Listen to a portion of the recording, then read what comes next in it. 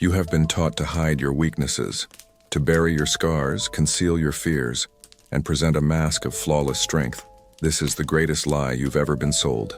Because in hiding your weakness, you have not become strong. You have become brittle. You are a hollow man, terrified of the day the cracks begin to show, because you know that beneath the surface, there is nothing but the fear you were told to suppress. The world tells you to heal, to overcome, to erase your flaws. But Machiavelli would laugh at such simple-minded advice. He understood the nature of power. Power isn't found in the absence of weakness. It is found in its strategic use. The most dangerous man is not the one with no weaknesses, but the one who has turned every single weakness into a sharpened weapon. Today, you will learn 10 savage tactics to do precisely that. You will stop running from what you are and start using it to become what they will never be: untouchable. The first tactic: weaponize your scars. You see your past betrayals, your failures, and your moments of humiliation as sources of shame. That is the servant's mindset. A Machiavellian mind sees them as a library of forbidden knowledge. The man who has never been betrayed does not understand loyalty. The man who has never failed does not understand risk. The man who has never been humiliated does not understand reputation. Your scars are your education in the dark arts of human nature. They taught you what classrooms never could. They showed you the patterns of deceit, the smell of desperation, the weight of silence. Stop trying to heal them. Instead, study them. Let the memory of that betrayal sharpen your senses to manipulation. Let the sting of that failure make you ruthlessly pragmatic. Your scars are not a map of your pain. They are a blueprint for your dominance. When you speak, speak from that knowledge. You will have a gravity others lack because you are not reciting theories. You are speaking a language learned in the fire. The second tactic: master strategic incompetence. Society rewards the UCI'd, reliable, the capable, the person who can do it all. This is a trap. The moment you become the go-to person for everything, you cease to be a leader and become a tool. Your weakness is your eagerness to prove your competence. You answer every question, solve every problem, fix every mistake. In doing so, you make yourself indispensable in your current position, ensuring you will never leave it. Power requires the ability to delegate not just tasks, but responsibility. Begin by identifying tasks that drain your energy, but offer no strategic advantage. Become selectively bad at them. Make small, calculated errors. Seem overwhelmed. Let others rush in to prove their own worth. While they are busy being reliable tools, you are free to observe, to plan, to position yourself for the next move. Never be the smartest person in the room at everything. Be the most strategic. Let them be busy. You be powerful. The third tactic: cultivate necessary enemies. You have been taught that having enemies is a sign of failure. You are told to be agreeable, to be liked, to build bridges. This is the philosophy of sheep. Machiavelli knew that a man with no enemies is a man with no position. He stands for nothing, risks nothing, and is ultimately worth nothing. Your weakness is your desire to be universally loved. You must kill it. An enemy clarifies who you are. An enemy forces you to be disciplined, to be vigilant, to be ruthless. An enemy gives your allies a reason to stand with you. Look at the modern world. Political movements, corporate brands, even social influencers. They all thrive by defining themselves against an opponent. An enemy is a focusing lens for power. Do not seek conflict, but do not run from it. When an enemy emerges, do not try to win them over. Use them. Let their attacks sharpen your arguments. Let their opposition unify your supporters. A powerful man does not lament his enemies. He is grateful for them. They are the unpaid architects of his strength. The fourth tactic: embrace the virtue of cruelty to yourself. Your greatest enemy is not the rival in the boardroom or the snake in your social circle. It is the soft, comfort-seeking voice inside your own mind. The voice that says, just 5 more minutes. You can do it tomorrow. It's not that important. This voice is the inner servant, and it must be slaughtered. Machiavelli noted that a prince must be willing to act against mercy to maintain the state. To maintain your own power, you must act with calculated cruelty against your own weaknesses. This is not about self-harm. It is about ruthless discipline. It is the cold shower when your body craves warmth. It is the workout when your mind begs for rest. It is the difficult conversation you've been avoiding. Every time you choose voluntary hardship, you are hardening your mind. You are teaching yourself that your feelings do not dictate your actions. A man who cannot control his own impulses will always be controlled by others. Be merciless with your own mediocrity. The world is already cruel. You must become harder than the world itself. You have laid the foundation. You understand that scars are intelligence. Incompetence can be a shield. Enemies are tools. And self-cruelty is the forge of will. Now we move from we, the internal realm, to the external battlefield, the social world. This is where the subtle games of power are won and lost.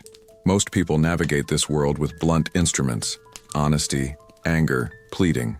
They are predictable, and therefore they are powerless. You will be different. You will move. Like a ghost, your influence felt, but its source unseen. This requires a new set of savage weapons. The fifth tactic, the art of apparent surrender. Your weakness is your pride.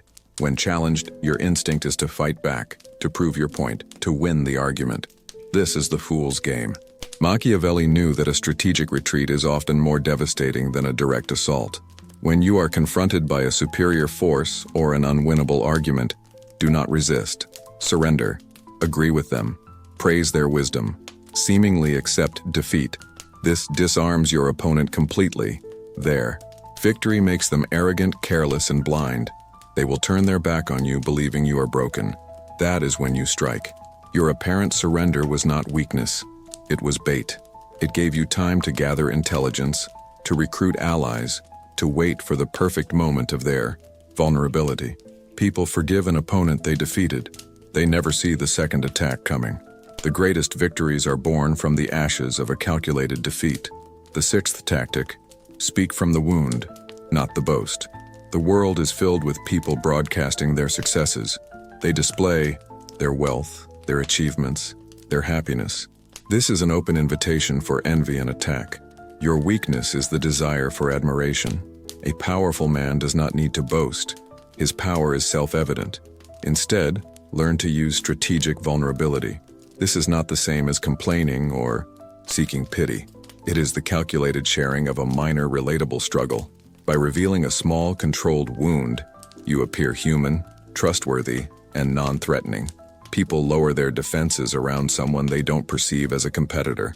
They share their own secrets, their own weaknesses, creating a bond of false intimacy. This allows you to gather information and build influence under the camouflage of relatability. They will think you are one of them, a fellow struggler. They will not realize that your vulnerability is a mask, and behind it, a cold strategist is taking notes. Let them chase admiration. You will collect intelligence. The seventh tactic, mirror your enemy's insecurity. When you wish to destabilize someone, do not attack their strengths. That is what amateurs do. Attacking a strong point only makes them defend it more fiercely. Instead, identify their deepest insecurity and subtly reflect it back to them. This is psychological warfare. Is your rival secretly afraid of being seen as unintelligent? Don't call them stupid. Instead, ask them innocent-sounding questions they can't answer. Use complex vocabulary. Watch them squirm. Is your opponent obsessed with their social status? Don't insult their position. Instead, ignore it. Treat them with a polite indifference as if their status is completely irrelevant to you. Nothing shatters a fragile ego more than being ignored. You are not attacking them. You are forcing them to confront the part of themselves they hate the most. Their own mind becomes your weapon. They will unravel not because of what you did, but because of the internal chaos you quietly triggered. They will become emotional, reactive, and predictable, and then they are yours to control. You have mastered the shadows of social interaction. You move with purpose, your intentions masked, your influence subtle yet absolute. But tactics are for battles. The final stage of power is about winning the war. This is the end game. It's about building a reputation so solid, a presence so commanding that battles no longer need to be fought. It's about achieving a state of psychological dominance where your power is assumed, not tested. These final tactics are the most savage because they reshape not just a single interaction, but reality itself. The eighth tactic, starve them of your reaction. The greatest weakness of modern man is his emotional incontinence. He bleeds his opinions, his anger, his joy for all to see. This makes him an open book, easy to read and easy to control. Your power lies in the opposite, emotional scarcity. When attacked, provoked, or praised, you offer nothing. A calm, unreadable stillness. This is the most unnerving response possible. People are conditioned for a reaction. When you deny them one, you break their psychological script. Their attack hangs in the air, pathetic and powerless. They are left alone with their own emotional outburst, looking foolish and unhinged. Your silence does not say, "You didn't hurt me." Your silence says, "You do not exist." This creates a terrifying aura of power. People become afraid to test you because they know the result will be a humiliating void. You do not win the argument, you transcend it. The ninth tactic, build a reputation on one, unbreakable strength. The world respects specialists, not generalists. A man who is good at everything is truly feared for nothing. Your weakness is the desire to be seen as well-rounded. Abandon it. Machiavelli advised that a prince should be known for a particular virtue or quality that stands above all others. You must do the same. Choose one trait and cultivate it to a legendary degree. It could be your unshakable calm, your ruthless efficiency, your impenetrable secrecy, or your strategic foresight. This one quality becomes your brand, your psychological armor. People will hesitate to act against you in your area of strength. Your reputation will do the fighting for you. When you enter a room, they will not see a man. They will see the living embodiment of that trait. This simplifies their perception of you and makes you mythic. They may not like you, but they will know exactly what you are capable of, and that certainty breeds a deep instinctual respect, or fear. The 10th and final tactic, let them win the small battles. A man obsessed with winning every single exchange is a man who will lose the war. His ego is his weakness. He reveals his strategy and wastes his energy on trivial victories. The ultimate Machiavellian move is to strategically allow your opponents to win minor battles. When you concede a small point in a debate, when you let a rival take credit for a minor success, when you apologize for a trivial mistake you didn't even make, you are lulling them into a false sense of superiority. They will see you as weak, non-threatening, or foolish. They will underestimate you. They will become complacent. This is the deadliest trap you can set. While they celebrate their hollow victories, you are positioning your pieces for the final decisive move, the one that captures the king. Power is not about an unbroken string of wins. It is about winning the one battle that makes all other battles irrelevant. You have now been given the keys. These 10 tactics are not rules for self-improvement. They are a blueprint for psychological warfare. They teach you to see weakness not as a flaw, but as raw material. To see human interaction not as a dance, but as a chessboard. Most who hear this will be too afraid, too conditioned, too moral to use it. They will remain sheep, content in their weakness.